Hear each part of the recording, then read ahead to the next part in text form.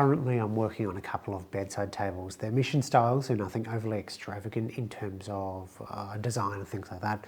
However, they do have a couple of very gentle curves on the lower aprons. Working on 2 of them, so there's 8 parts that need curves, and while I could just freehand it all and hope that they all look pretty similar, the best way to do it is with a template. And the problem is, how do I get that perfect curve onto the template? I could print things out, but I'd have to print it out, stick it together, make sure it all lines up, and that's a few extra steps. And honestly, the easiest way is to just draw it directly onto the plywood and go from there. How do I draw it out perfectly? I've talked about them many years ago, but drawing bows are probably the easiest way to draw a curve of whatever size you like. You can buy commercially made drawing bows, however, I haven't seen them available in Australia, and they're actually not that difficult to make. This particular design comes from Fine Woodworking.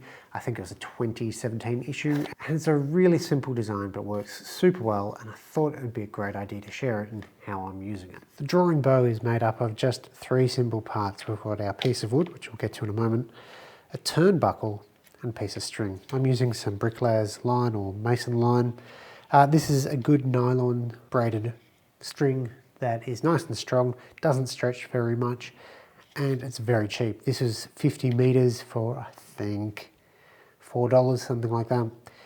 The ultra bright color pink was actually cheaper than the other colors, but this helps it stand out in my workshop a little bit more so I don't lose it. The idea behind the turnbuckle is that it allows for micro adjustments of the curve, but we'll get to that in a moment. The mason's line is attached just in a single bandsaw curve. You may notice a couple of knots in the mason's line, and that is so that it can hold it into the kerf quite well.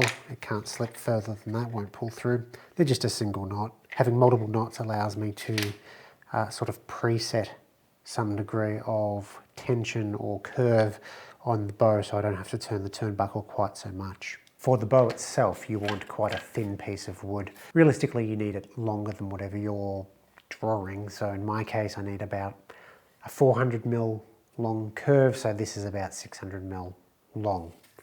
It's about 24 inches or something like that. Width-wise, this direction you want it ideally between 25 and 35 millimeters, so that's 1 inch and 1 1/4 inch. This is currently 45 millimeters, so it's a little bit on the wide side. It does work, it's just not quite as good.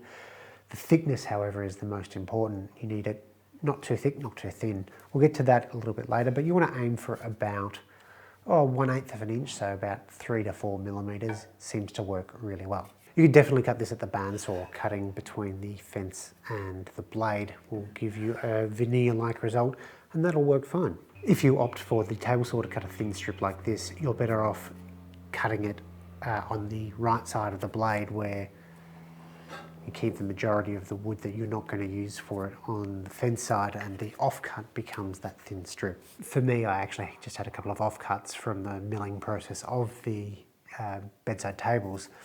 So I took a medium size thickness, I think it's about 6-7 millimeters, and took that to the thicknesser and got that to my target dimension.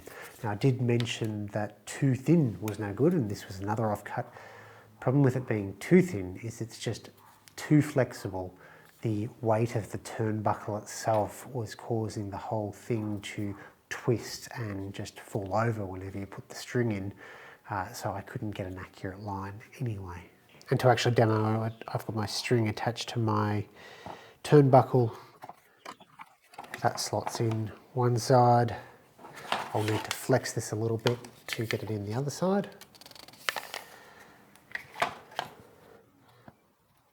Then it's just a matter of turning the turnbuckle the correct direction to apply some tension.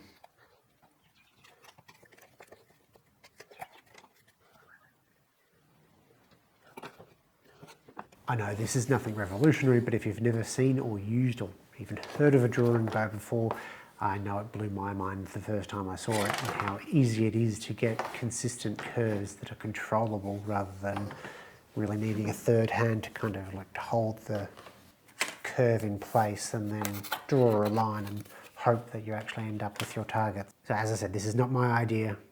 I'll link to the Fine Woodworking article. This is something everyone should know how to do because it's just such a great tool, and realistically we're not going to all go out and buy a drawing bow, but shouldn't be limited to making everything straight. And unfortunately, getting spline weights is pretty much impossible these days, so this is a great shop-made tool.